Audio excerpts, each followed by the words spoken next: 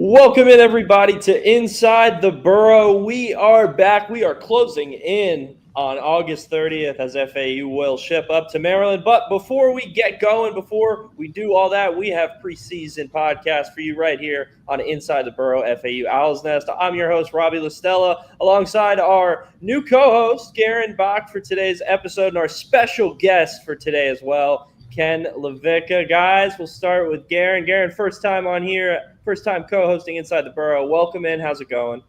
I'm doing well. Excited to be here. Spent all last year covering basically every other FAU sport except for men's basketball and football. So excited to be able to touch on the top tier sports. But I still got to dabble going over the women's soccer game tonight. Just glad to give my thoughts on the Owls.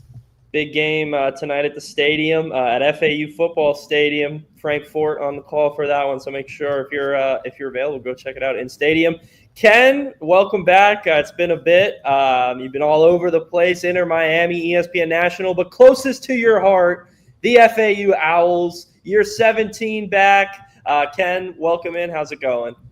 Robbie, it's always good to talk to you, and I know when I actually see your face that we're in the FAU athletic season. I've seen Garon grinding out there, sweating in the sauna that is FAU football fall practice. Now, Robbie, this is a habit you're going to have to get into, though. Flagler Credit Union Stadium, where FAU soccer starts tonight, their season. You better get that right, or else you get fined. I don't know who's doing it. Maybe it's Brian White, maybe it's someone from Flagler Credit Union, but get that committed to memory.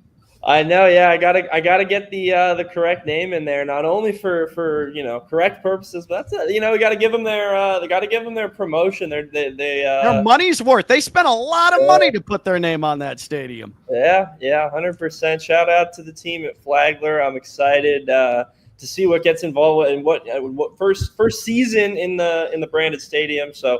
That's always that'll be fun. But Garon's first year covering FAU football. Ken on year 17. Garon has been out there every day, grinding out at the spring camps. Garon, initial feel. So before we get into individual positions, it's first year of Zach Kittley. It's not your first year seeing football, but it's your first year around the program, first year of Zach Kittley. What's your kind of general feel for everything? What's the vibe been like? And, is there anything that's kind of jumped out to you in your start so far? Well, Robbie, for starters, I would hope it's not my first year watching football, or I have no idea what's going on. Yeah. But the biggest feel I'm getting from the locker room overall, talking to players, coaches, is the sense of a community, the camaraderie in the locker room. A lot of the players, returners especially, the ones who've grinded it out, who've been here, saw what happened last season, either had the opportunity to leave and stuck around, or even heard some of those calls, some of those dollars going their way but stayed here. The biggest thing is that they're saying that they're having fun, which is one of Coach Kittley's biggest emphasis of his teams, is that he wants you to have fun. And it seems like these players have really bonded over that. They seem to be excited for the season. But overall, the locker room, the team, it just feels like a family. Even for us in the media room, I feel like we're starting to bond. Players are wanting to share their stories, share interest. I mean, we've heard stuff about the Boondocks of Marshall already this year. So, we're having a pretty fun time, and I'm sure they are too. We'll have to clip that and tag the Marshall fans so they can come at you, Garon. It'll be good. It'll be good engagement. But Ken, year 17 for you, year coach number 5 or 6. Yeah, depending if you want to count Brian White's interim tenure. Yeah, really.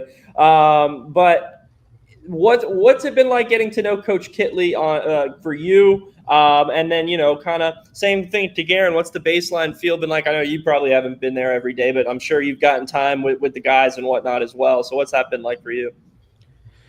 It's such as young as he is, and he just had a birthday, and despite that, he's still the youngest coach in FBS, and it's just a youthful energy with him. And you can tell, though, that he is every bit a coach's son. And he is the son of a coach who has had nothing but success in his time. Legendary Texas track and field coach. I mean, he is part of as many Hall of Fames as Joan Joyce was when she was still at Florida Atlantic, and when she was within her legendary run at FAU. I mean, it's certainly, to me, trickled down. He takes a lot of influence from his father, and it's just fun. And Garon brought it up. There is fun, and he wants everybody to have fun. Now, we do know realistically that things stay fun in the season when there's wins, because every coach that has been at FAU in my 17 years has talked about, we want the guys to have fun. And then when you're going into the final week of the season, you have 2 or 3 wins. That's not very fun, right? So there's still a lot to unfold with all of this. But I actually take my cues as far as Coach Kittley is concerned from the players, and almost to a man that I've talked to. Like they absolutely point out the fact that, hey, this guy's not a whole lot older than we are. They call him a player's coach. It would be easy for them to say, yeah, that's my buddy. That's my friend. That's a weird dynamic, right? But they have made sure to say, oh, no. When he's unhappy, he lets us know, doesn't hold anything back. This is not put your arm around his shoulder and, hey, pal, what's going on tonight? What do you got going on? Who are you hanging out with? This is get it right, demand the right thing be done mentally. Forget the physical part for a moment. If you're not checked in mentally, then you're going to lose Coach Kittley right away. And I find that to be, for me, extremely uplifting, because there's always questions about a young coach, especially a coach that never played. He never legitimately played a competitive down of football. And, man, he is on it at all times. You can see it, and then you hear it secondhand from the players, too. I think that's a good role model to a lot of kids out there as well. I mean, to hear that, right? I mean, it's easier if you play football to get into coaching, but you don't have to. So that's an interesting note out there. And if there's any fans of Inside the Burrow, that's a young generation, follow your dreams. Look where it got Coach Kittley. But, it's a different feeling for me, it seems like, having a guy come in here who's, he's not rebuilding himself at the same time. My tenure at FAU has been Willie Taggart. Yeah. I got 1 year of Lane. I wasn't a student, but I was coming here, so I was following it hard. And then I got Willie Taggart, and then I got Tom Herman. So this is a different feeling for me. It just seems like, there's less pressure in a sense. Like, it seemed like Tom Herman had to come here and win right away. It seemed like Willie Taggart had to come here and win right away. Ken, is that kind of different to you? Yeah, you're exactly right. This is the first time that Florida Atlantic has had a coach that's trying to establish himself as the boss of a program since Charlie Partridge. Now, FAU is in an infinitely different position now than when Charlie Partridge took over. Things were very bare bones at Florida Atlantic. FAU had just made the move to Conference USA after the unceremonious, controversial, and really heartbreaking exit of Carl Pelini, the way everything went down. So it was very much a program that was an embarrassment. It was a program that was in a ton of flux. It was an athletics program that was in a ton of flux. What Coach Kittley has taken over is significantly more stable, but you're right. This has, for the past 3 coaches, ever since 2017 rolled around, this has been reclamation U. And so Brian White, and he admitted to me, yeah, I made this hire to sort of be other end of the spectrum compared to what didn't work with the last 2 coaches. And I think that's what you have to do. I think that's the approach to take, right? You don't want to bang your head against the wall and keep committing the same type of decisions to similar scenarios that just didn't work out for you. Now it is a little bit of a breath of fresh air, because it's not, and this is a negatively connotative word, for lack of a better word, retread, trying to reclaim former glory. This doesn't exist any longer.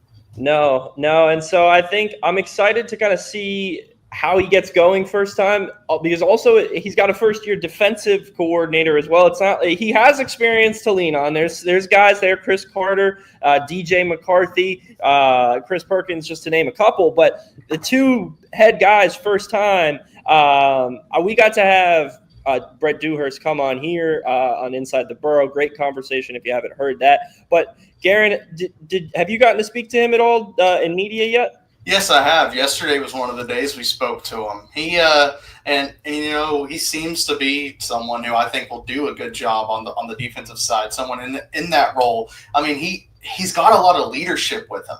That's the thing I've noticed is that even though yesterday I spent time, it seemed that he was working with the safeties most of the time. Every single time we're going out there during camp, you'll see him with a different group, and you'll see him out there coaching. You're not seeing him over there trying to just get the whole group together, but you'll see him out there doing one-on-one individual player, not individual group with players. He's trying to better every single one around him, and that's something I saw yesterday during the safety drills with the fact of, hey, we need to do better on these step-offs. We need to be able to have the wide receiver. You need to hold him there within that 5-yard line. That was something that he was barking at the whole time, and that's something I like to hear because – as a coordinator, we're thinking, okay, yeah, he's going to be out there. He's going to call the plays, but how much of a leader is he going to be? And during fall camp, he has shown that he's basically right up there. I would say close to, well, not right there, but just right under Kitley when it comes to the hierarchy of leadership on the team. To that point, Robbie, when it comes to the dynamic between Coach Kitley and Coach Dewhurst, let's not forget that this is the first ever FAU full-time head coach that has come in and immediately said, I am the offensive coordinator as well, or I am a coordinator on one side of the ball. You had Glenn Spencer, interim head coach when Lane Kiffin left. He coached the Boca Raton Bowl for one game. He was the defensive coordinator. He was still calling the defense. Brian Wright was the offensive coordinator when Carl Pelini left. He finished out the final 4 games of the regular season in 2013. But there's never been a full-time head coach like Zach Kitley is that is calling the plays. He is the play caller. He is also coaching not only the offense, but the quarterbacks as well. So there is, if we're talking about Coach Dewhurst, Zach Kitley is really leaning on Coach Dewhurst to make sure that the defense is set, that everything is going to be called correctly, that everybody knows responsibilities. And I believe, Garon, correct me if I'm wrong, Dewhurst has already announced that during games he's going to be upstairs, right? He's not going to be on the field. Yeah, I believe that's right. Oh, that's good. I mean, it gets lonely up there. I was worried. It was nice to have Rock up there last year. Now I'm glad Dewhurst will be up there too. Now, because you can hear him. It's tight there, and so when whether it's good or it's bad, you can hear it. So I like that aspect of it at least. I was glad to hear that. But in terms of the defense, before we dive into the offense a little bit, there's a ton of new players, especially in that secondary. Garon, from what you heard so far, is that concerning, or do you kind of feel like all the pieces are going to come together? Well, from obviously when you do these pressers, you're gonna get these types of praise for certain players. You're never going to get the full scope, but yesterday one of the biggest topics was that while there have been a few little beat-ups, little bang-ups, everyone looks to be healthy. And with that, a lot of the people that are going to be in the secondary are going to be people who have experience. A lot of the transfers coming in, especially over in the safeties room, but with Sweeney coming in, he seems to be someone who's going to play in a role. And something else that they were talking about is the fact that there's going to be a rotational back there to where we're not going to see a starter. And this is the whole thing with the defensive backs, to where I don't believe we'll see your typical safety cornerback nickel. You're going to probably see these players because they have been cross-training. That was the word too, cross-training. And that's why I can't really name certain names. Sweeney was one of the people I mentioned because he was one of the people we've talked to, and he's someone that's been called out.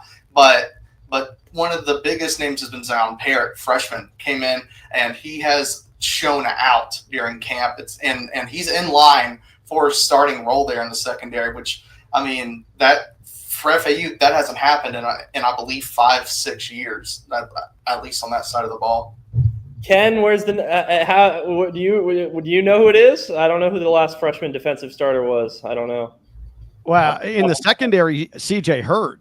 Oh yeah, last year. Okay, last year, and so Garon brings up Zion Parrott. And I'm not saying that it is at the level of the discussions that were taking place about CJ Hurd last year, because you knew coming in, Florida Atlantic had absolutely committed a recruitment coup by bringing in CJ Hurd. And CJ Hurd sort of sought FAU out late in the recruiting process after things started to dissipate a little bit at UCLA, where he was committed, and he had enjoyed his visit to Boca and reached out and said, hey, I'm still available. I'd love to have you consider me. And of course, Florida Atlantic said, yeah, we have a scholarship. We'll take care of it. So I'm not saying that the discussions about Parrott are the same as they were about CJ Hurd, because CJ Hurd was a sure thing through and through. But the amount of discourse about how talented Zion Parrott is, someone who is still 18 years old, but someone who came in, graduated early from high school at Miami Central so he could get onto campus.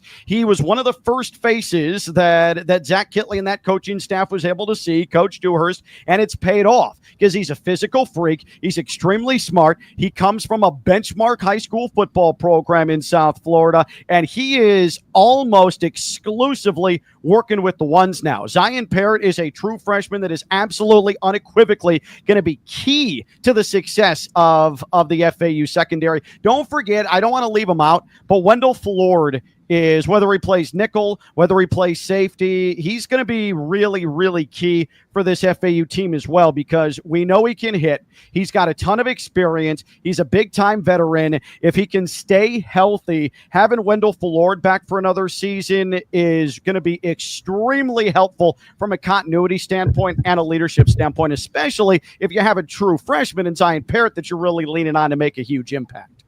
Yeah, absolutely. And I think the development of Zion, or the less development or emergence, whatever you want to call it, that'll allow Wendell to be that guy who can move around the secondary. Because he, like you mentioned, he's a veteran plus. He's been around, I think this is going to be his 6th year, maybe 7.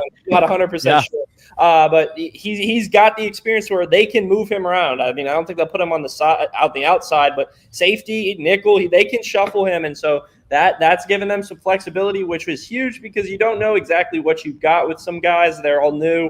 I'm excited to see Demarius McGee on the outside, potentially just transferred in from Kansas. And so he's going to be a guy I want to watch, and also Duda Rogers. I said this on the last podcast, but if those two guys can develop and be solid outside corners, that's a good duo. And then you've got, apparently, I've been hearing Chris Tooley's had a good camp. I've only been out there to 2, so I can't speak to it every camp, but you know, I've seen a couple posts, and he's the guy who's been around for a while as well. So there's depth in that secondary, and I'm excited to kind of see where they move guys around, maybe have first-year guys.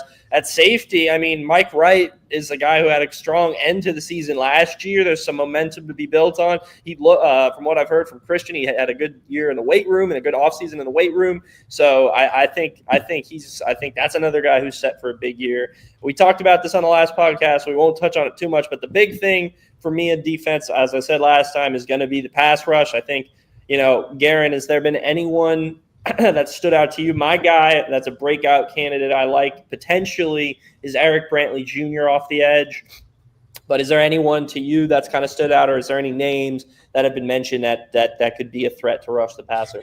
I haven't really got to, like I said, just haven't had a lot of time to see him. Everything has been closed off. I would love to give you an answer, but that's my issue right now. I'm sure what you saw during the spring game scrimmage, you probably got more of an idea from that than what I have gotten at camp. And that's what and that's one of the things I've been trying to share, because like I mentioned earlier, the day you were there, we got to see 2-minute drills. Sadly, the one scored on the second play, I believe. Well, not sadly, but just for our eyes, just to get to learn, try to figure out, hey, who's looking good? First play, well, the second play, it was Belcamp Messer, easy done.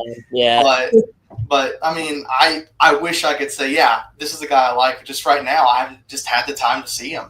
But see, that's the honesty we appreciate. We don't lie to you here on Inside the Burrow. We give you the honest truth. But Ken, is there anyone to you that you think could potentially be in for a breakout year?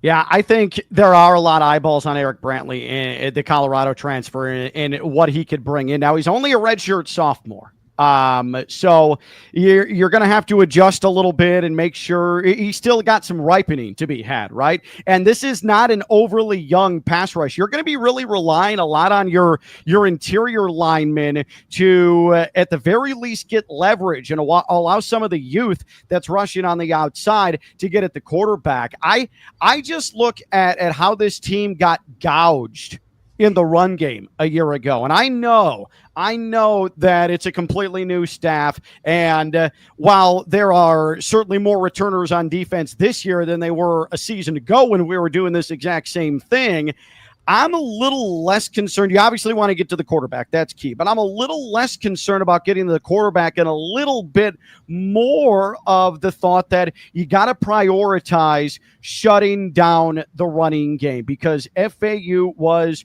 really in key moments last year, and the defense was able to hang in there statistically for a while, but by the end of the season, that whole thing had completely collapsed. I mean, you remember what Army did to FAU. You remember in a different way what UConn did to FAU on the ground, and I think that the UConn game hurt Tom Herman more than what Army did to FAU on the ground. It was just bullying. It was just having your way. I know that he's gotten some publicity because he went to American Media Days with Zach Kitley, and he's sort of been a face that FAU fans have seen this offseason. But I think Bryce Langston could have himself a really, really good year.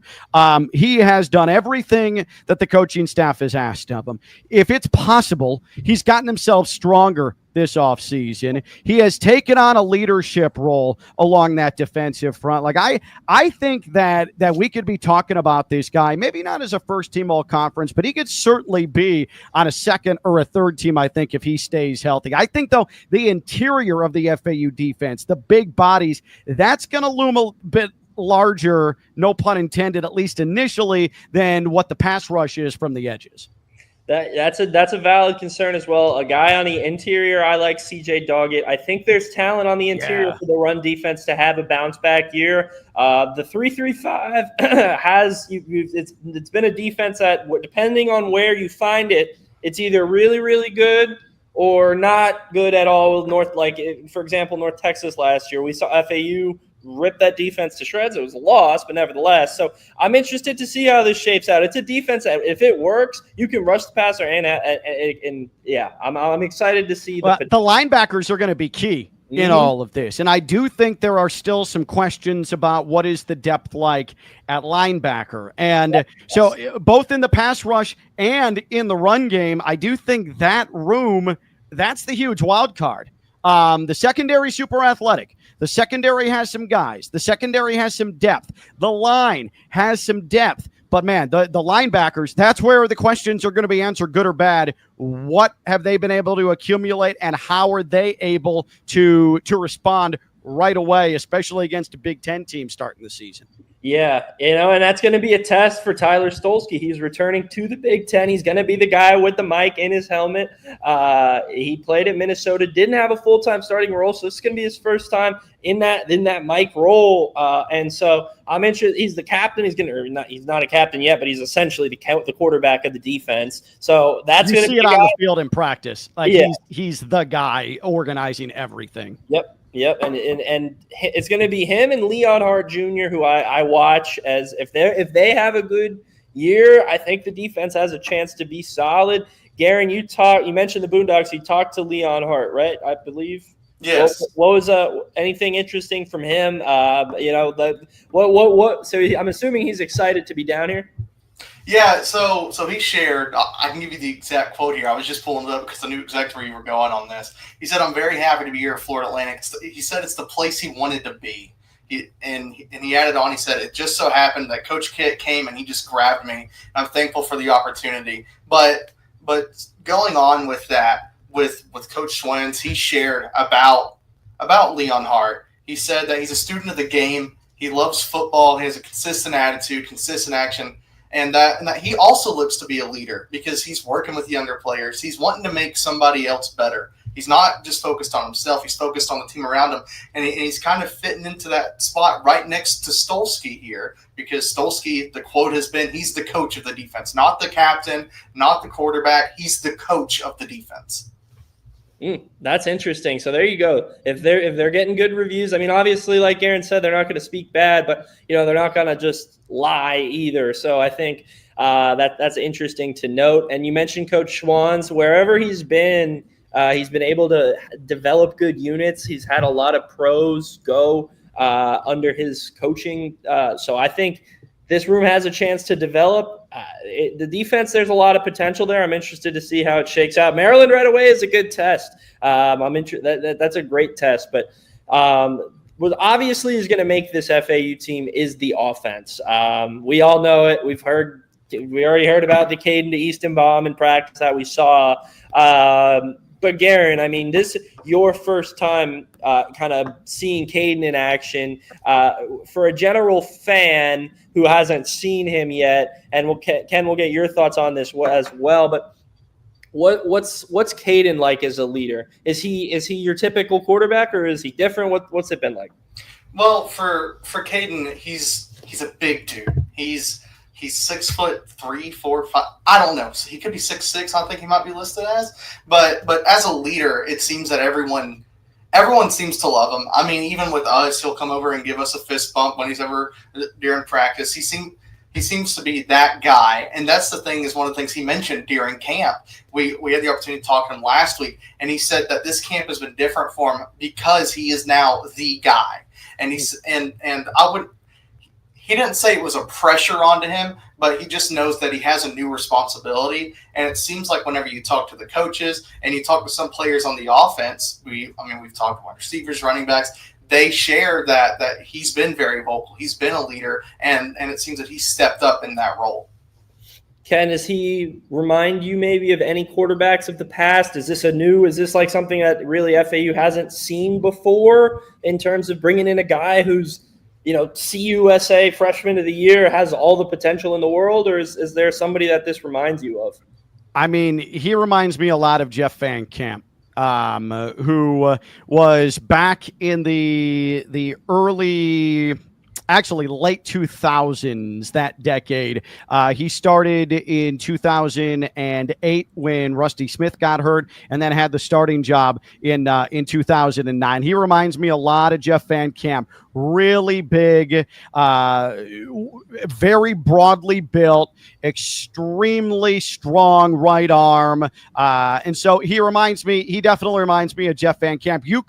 Yes, this is air raid, but you could put Caden Veltkamp in a pro-style offense, and pro-style offensive coordinators would be salivating over him. He's that type of quarterback, and he can move. He's got good pocket presence, but it's not just that. And I believe that Coach Kitley mentioned this after the scrimmage last weekend.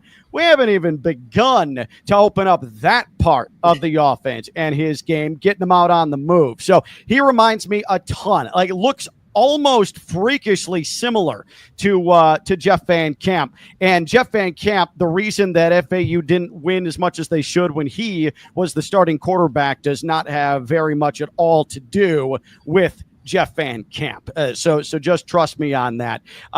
So yeah, he's really, as Garon said, an unbelievably physical specimen. I mean, and he you know who he is right when you see him. You don't need to see the 10.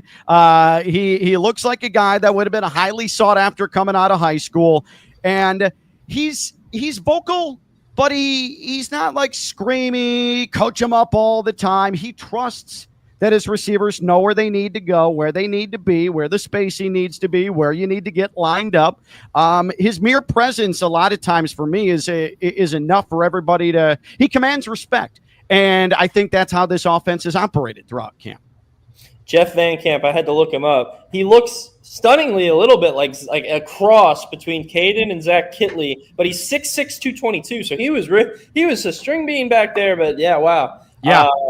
Wow, yeah, I could see that. And think about it, like Rusty Smith was in the 6'5", 6'6" range too, and Jeff Van Camp came in And I don't think there's any question if Rusty sees this. I'm sure I'm going to get a text about it because there's no bigger ombudsman of me than Rusty Smith. But Jeff Van Camp was more impressive in the flesh than Rusty Smith was. And Rusty was a big, tall, pro-style quarterback dude as well.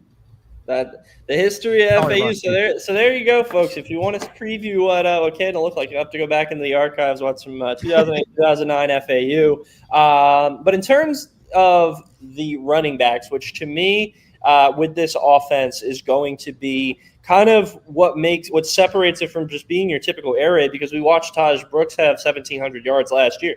Now, we don't have Taj Brooks, but we have very talented running backs in our own right in Jamari Sands, Xavier Terrell, who I think together can put up similar production to what we saw from Taj Brooks last year. Now, I don't know we're going to run the ball as much as they did last year, so who knows.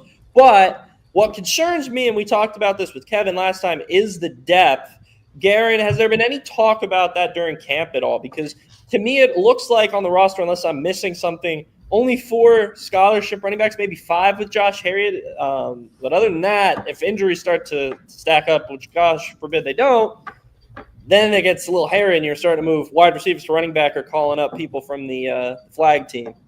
Yeah, I will say that was whenever we had the opportunity to highlight the running back room, obviously it was your big 3. It was Terrell, Stans, and then now pulling in is Shields Dutton. He's someone that's been filling in, and they've not said it's a duo, a dynamic duo. They said it's a 3-headed monster with those 3.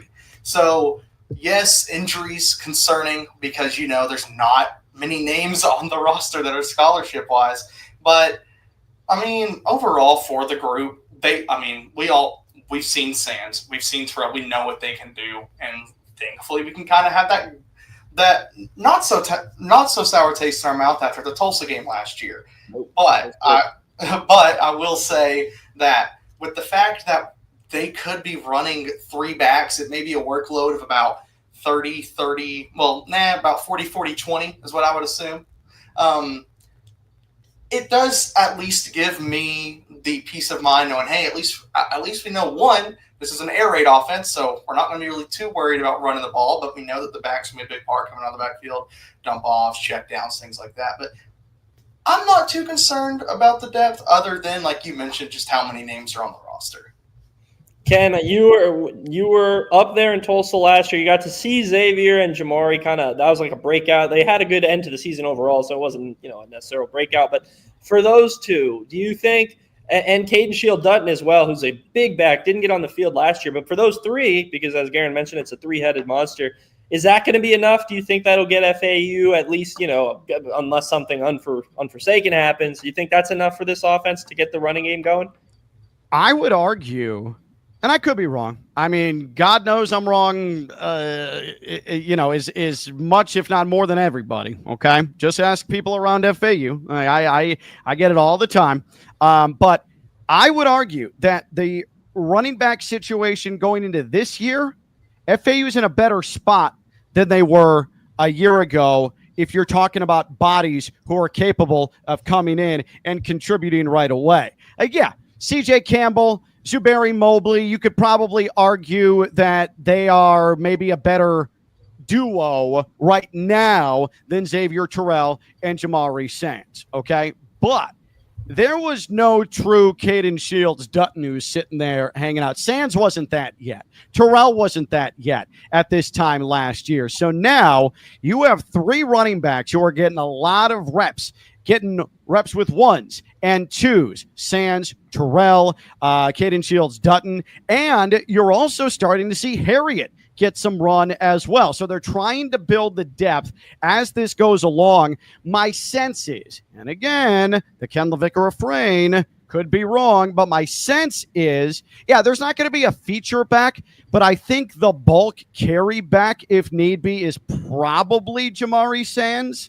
And then your big hitter back is Xavier Terrell. And it's situational. It's by series. I think you'll probably see Easton Messer get involved in the run game a little bit because he's just sort of jack of all trades, able to just go wherever he's needed within this offense. So I actually would not be concerned much right now with the depth of this running back room. I do think that with the amount of weapons and the amount of creativity that Coach Kittley has exhibited in his previous stops, that FAU is going to be just fine. I do think they are going to lean on the running game. I think there's confidence in these running backs. I think this is going to be more than just sling it 45 times a game. If they can generate and dictate a ground game, I think Zach Kittley absolutely wants to do it. And one more point I'll make on this. After what Xavier Terrell did against Tulsa and the film got out coast to coast and some of his intangibles, his 40 time, his speed started to be seen by other programs, other coaches in other conferences, it is a miracle, not a minor miracle, but like something, if you're religious, it came from above. It came from a higher power type of miracle that Xavier Terrell is still in Boca Raton. FAU, if Xavier Terrell can stay healthy, this is an absolute steal that FAU, while he was already on the roster, it's a steal that FAU kept him another season. The best gets are the ones you already have. That's a phrase. I don't know who made it, but I saw it somewhere and I agree with it. But you could have said Einstein, Aristotle, and both Garon and I would have been like, "Oh yeah, of course they said that." Exactly. No, it's true, because my next point is the offensive line, and we went in depth with the offensive line last week, so I won't dive in there too much. But Alex Atkovich coming back, Daughtry Richardson coming back. Who else? I'm missing people, but those two for sure. Scarlett Jean. There we go. That was the third one off the top of my head. Those three coming back are massive. You don't have to rebuild the entire line. Literally, from scratch. You have three starters right there, and they recruited well as well. Vinny Fiaccabull coming in from Indiana is a steal. We talked about him last week, but 3 O linemen, all starters, staying in the G5 level. I mean, that's impressive. I mean, I don't know if I'm just conditioned to expect, departures at this point, but that is impressive. But the one thing I do want to talk about in terms of positions before we get some final thoughts on the preseason here, wide receiver room. We know it's Messer. We know he's probably going to be the go-to guy. But a guy who I'm very, very high on is Quincy Brown. We saw Kittley name him as a red zone target, which I think last year in the wide receiver room, if I asked Tom Herman who was a red zone target, he would have said about 10 different names and said they're all fighting and we're going to rotate them. That this year, I feel like we're going to know, like, at least guys have set roles a little bit.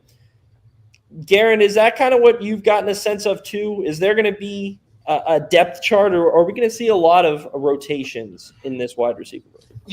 I would probably go with a depth chart because of the fact that I would say Messer kind of helps with that depth chart type of role, where we know that he's going to be the receiver that's going to go out there. He could run, might be part of screens, stuff like that. But with the deep ball, things like that, red zone targets, I really think that, because we've talked about rotations on the defensive side, I think, and we've talked about rotations in the running back room, the wide receiver room looks to be maybe close to set with what we've seen camp, seeing who's been running with the ones, running with twos.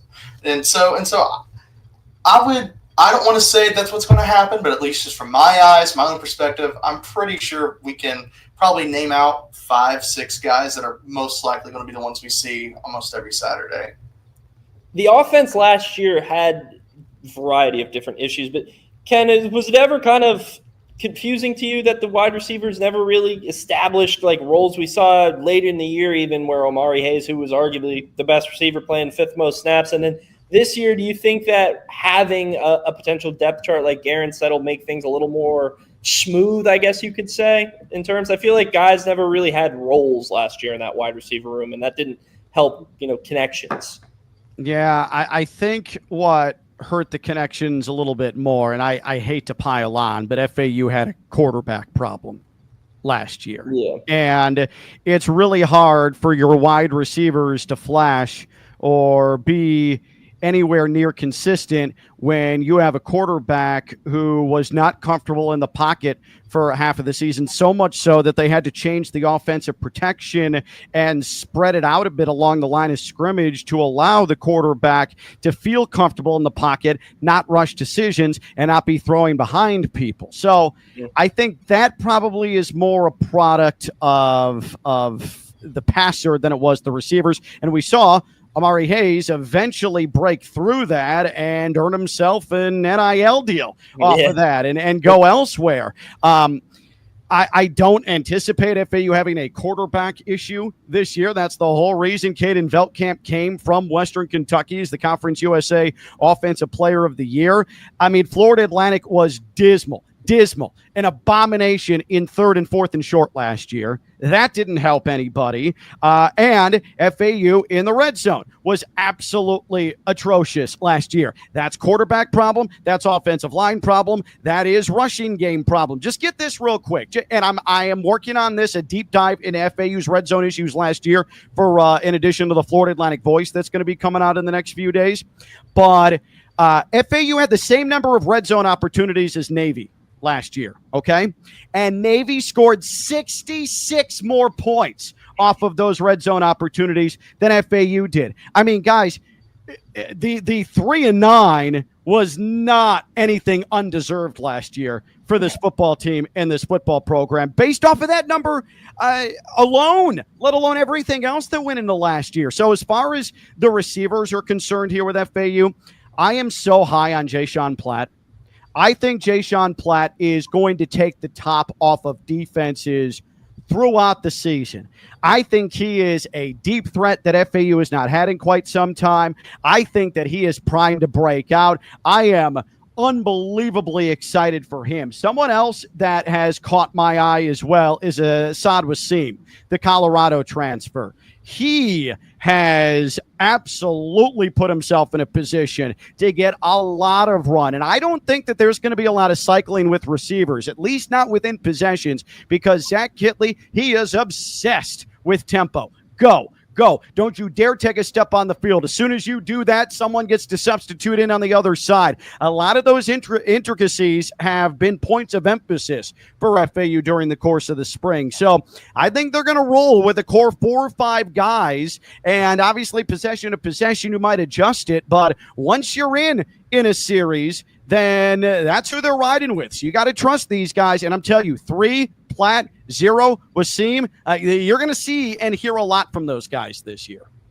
That's good to hear. If you guys aren't familiar, Ja'Sean Platt has been here for a couple of years. He redshirted last season, and when someone redshirts and then the coaching change, they might leave, but he stays. That's another person that Zach Kitley and company was able to keep. Things are, you never know how things work out, but if things work out well, this staff's job of retaining a lot of talent, there were departures, but retaining a ton of talent will have to be commented on for sure. But kind of closing out here, it's been a while since FAU has reached a bowl game. We're not going to make crazy predictions on this podcast or anything, but it has been a couple of years since a bowl game. 6 wins. I have looked at the schedule, and it is difficult. I mean, you guys may be hearing me, it's difficult to get to 6 wins. It's not going to be the easiest, but it's possible. We broke it down last week, but I'm curious to hear what you guys think. Is a bowl game in year 1 relative expectations? Is that too high right away? What are we thinking? We've always started with Garon, so we'll close out this time. We'll start with Ben. Well, my fault. I'm so used to going first. I was all ready for it. My fault. No, go first because I've got a little bit I need to get off my chest with this. You guys are therapy for me, so go ahead, Garon. My fault, Robbie. I was so used to you wanting to have me first. I was ready to go. If I'm being completely honest with you, my first year covering the team, obviously as a student last year, before I transferred to FAU, watched them football-wise. I'm more so as a fan of the team, not media, nothing else. As a fan, if they could improve the wins and just show, and even some losses, a close fight, close games, I would be happy with that. To me, that is a step in the right direction. To go from 3 wins last season to 6 this year in a world to where a lot of the teams in the American have had a lot of turnover, have had even a coach or players leave. I'm fine with just improvements in the win-loss record and the margin of victory or margin of loss going down. Ken, let's hear it. All right. So it is one of the great mysteries of our time that a school like FAU that plays in a stadium like Flagler Credit Union Stadium, that has a practice facility / team headquarters like the Schmidt family complex, that plays in South Florida and has had coaches across the board who have objectively at one point in their coaching career been elite, how this is not a program that hits at least 6 wins every single season, every year. North Texas, if North Texas can do it every single year, then for the love of God, FAU can hit 6 wins every year. But here's what's happened at FAU, because don't forget, FAU has been to a bowl game since the Lane Kiffin era, but they didn't get 6 wins that season. And they were poor in that final month of the year. They had 5 wins. It was 3 5-win seasons for Willie Taggart. So for me, Zach Kittley said it, and I wouldn't go as emphatically as I'm going if Zach Kittley hadn't said, I mean, there's no reason to not have bowl games every single year here at FAU. That came out of Zach Kittley's mouth. And when I heard it, I almost fell to my knees. And I started praising a higher power, because he's right. How in the name of football God does FAU not have a bowl team every single year? 6 wins should not be as arduous as we make it. And it should not be this unattainable climb up the peak that we make it to be sometimes at FAU, because there should always be enough here to get it done, especially in the portal era. So FAU should have 6 wins. But what I want to caution people against doing is think, 10 wins, 11 wins, like baby steps here. The goal, and Zach Kittley would never say this is Ken LaVicka. This is just me talking to you guys and the fans. 6 wins is the expectation. Just get to the show, get into the game, get into the postseason. First and foremost, that's your priority. Don't lose sight of that. But I would never sit here and say, 4 wins would be an improvement from last year. 5 wins would be an improvement last year. No. Get to a bowl game. North Texas can do it every year. USF acts like they're the favorite in the league every single year under Alex Golesh, when all they've done are post back-to-back 6-win seasons with Alex Golesh, and then went on to win their bowl games with a tight end playing quarterback Syracuse, and then needing 9,000 overtimes against San Jose State to win their bowl game last year. And USF fans treat Alex Golesh like he's Vince Lombardi or Nick Saban. And he's done it with, again, 6-win seasons. Let's just win 6. This team's perfectly capable of winning 6. The run for 6 begins August 30th at Maryland. You heard him. That's the voice of FAU. The voice of FAU says 6 wins is manageable. Don't comment. Don't at me on Twitter. I don't want to hear it. It's possible. 6 wins or bust. Let's go. Let's go. There is hope. There is a light at the end of the tunnel, FAU fans, and it starts, as Ken mentioned, on August 30th from Sekou Stadium in Maryland against a coach who might be on the hot seat. That we can make that seat hotter. I mean, what's better than that? I'm sorry, and that's rude. I don't know Mike Loxley. But think about it. Like last year, you went into a Big Ten stadium with a brand new head coach who's making his debut at Michigan State, and this year you're going to a place where the coach immediately has some hot seat pressure on him. I mean, you're not wrong about that at all. No, yeah, I don't know Mike Loxley, so it's always rude to call somebody's job, but at the same time, it's true, and that's the sport. Yeah. You got to win. You got to win. If you don't win, if you're Maryland and you lose to FAU week 1, there's going to be some angry donors. But on paper, if you look at it on paper, Maryland's obviously bigger. They got some big boys, that's for sure. They're going to have some talent, but there's always been some questions about the on-field coaching abilities of Mike Loxley. I'm interested to see first-year Kittley in his first game ever against a coach who people have questioned his on-field coaching ability. I'm not going to say FAU is going to win that, and that is a discussion for another time because we are out of time. Folks, thank you so much for tuning into Inside the Burrow. Ken, thank you so much for taking some time before the season. Guys, if you don't follow him on Twitter, his ad is right there. Make sure to do that. You'll get a good view of the road games. He always goes on his runs. You can follow me. I'm not going to every road game this year, but if I do go to one, I'll give you a good breakfast spot or two. And follow below Garon Bach. Garon, what's your Twitter? Plug it so the people can follow you as well. Gbach 2003. First name initial, Bach, year I was born, 2003. You were born in 2003? Good God, man. I am the oldest senior citizen going now.